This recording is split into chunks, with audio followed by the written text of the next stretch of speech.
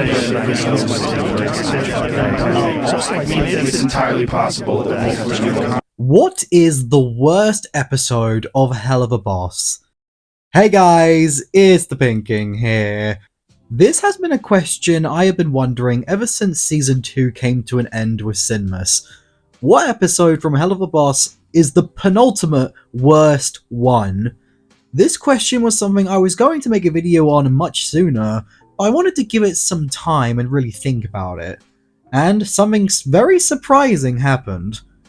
You guys told me. So yeah, in my last video where I talked about why the fans are quitting the show, a lot of you guys gave some really interesting insight. However, there was something that stood out to me the most, and that was the very wide general consensus among everyone who watched the video that Episode 5 of Season 2, Unhappy Campers, was the worst thing this series had to offer. But is that really true? Is this episode as bad as everyone says it is, or does it just get a bad rep over nothing? Well, that's what I'm going to find out today, and answer the question of what is the worst episode of Helluva Boss. But first, before we go any further, if you're enjoying the recent Helluva Boss content and want more videos just like this where I go into depth with your favourite series and movies, then be sure to subscribe. Subscribing not only tells me you want more content just like this, but you guys will also be supporting me and helping me make these videos a lot faster for you guys. So if you want more content just like this, I've got a Murder Drones video on the way because I just recently watched the series for the first time. And if you want to see it, then subscribe and click the bell icon. And with that, let's get back into Unhappy Campers. Now, before we dissect this episode, we need to first know what is this episode actually about. Well, to put it short, the gang get a new job to whack somebody at a summer camp, with Millie and Moxie taking on the mission, with both of them going undercover, but trouble starts to emerge when Millie starts to become popular with everyone and Moxie is left in the dirt. Meanwhile, while this is going on, Blitzo is on a mission to find his sister Barbie after she has left rehab, with both of these stories coming to a head in another fighting climax. Now, do I even have to point out the very glaring issue of this story? It's so incredibly boring! Not only is it full of tropes, like trying to be popular story, summer camp story, and even the whole jealous boyfriend stereotype, but it's also incredibly pointless.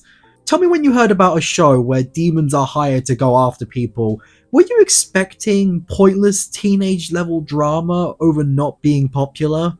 You probably didn't. And if you were expecting that, then hello, welcome to Earth. Yeah, the very idea of this episode is so incredibly out of character for the show. It feels so out of place because basically nothing of interest actually happens in here. It's the same recycled tropes we've seen in other forms of media. Hell, even Fred had a better summer camp story than this. Bloody Fred of all things. Also, this story hinges on the biggest sin you can do in writing. I've talked about it before, and it's true here once again. It's convenience. Very convenient that Millie was loved by everyone the same time Moxie was hated by everyone. Very convenient that Blitzo's sister Barbie just so happened to be at the same summer camp, and that she just so happened to be manipulating the very guy the imps were hired to take out. Oh boy. These two storylines with the imps and Blitz are very different, so to get them to cross over, you're gonna need to do a lot of work to make it work. But nope, why put in effort when you can just screw it? Now vote me for the best indie animation project. You see what I'm getting at? The story is all over the place, not only in its very bland concept to begin with, but it's done in a way that only leaves your brain scratching on what the hell is going on.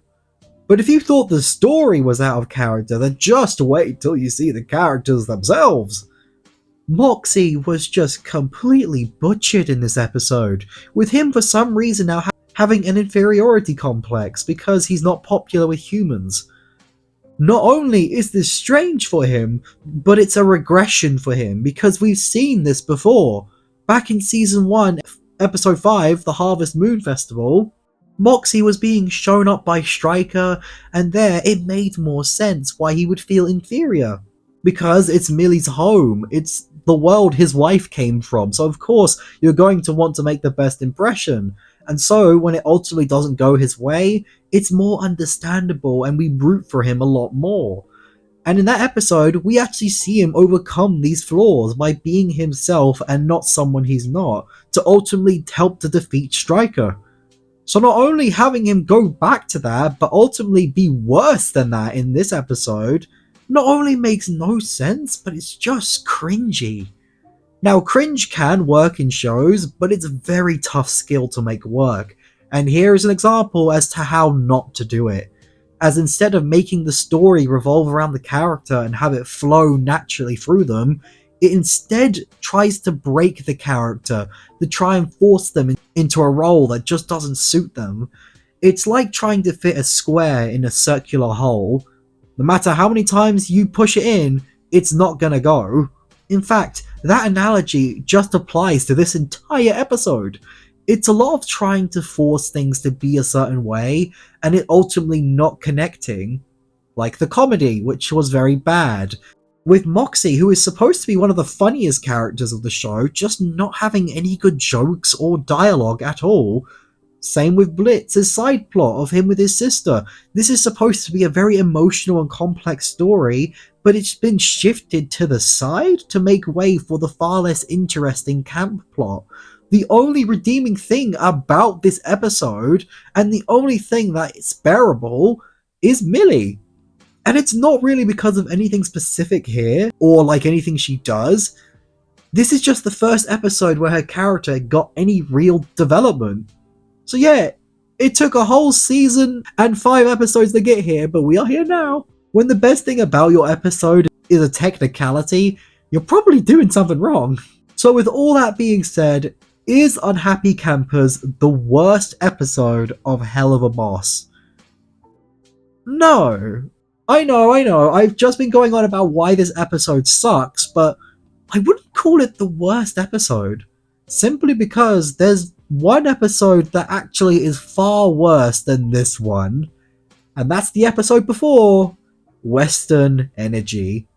In my opinion, this episode is by far the worst one out of them all, because not only was it made entirely pointless with how every episode after completely ignores it, but it's also just so painfully clunky, so painfully unfunny, and just ruins more characters than it improves.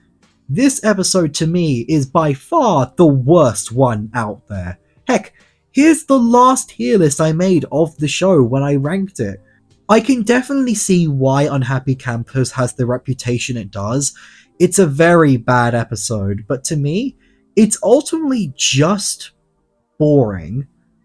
It's a boring episode with no real impact, whereas Western Energy had the wrong impact. So although Unhappy Campers is the most hated episode, it's certainly not the worst episode of Helluva Boss. But, what do you guys think? Which episode to you was the worst and why? I want to see what you have to say in the comments and why you think these things, because this conversation is a very interesting deep dive. And you guys have always got something interesting to say. Also, before I go, I just quickly want to say thank you all for the support. My last video did really well, and I simply can't thank you all enough for that.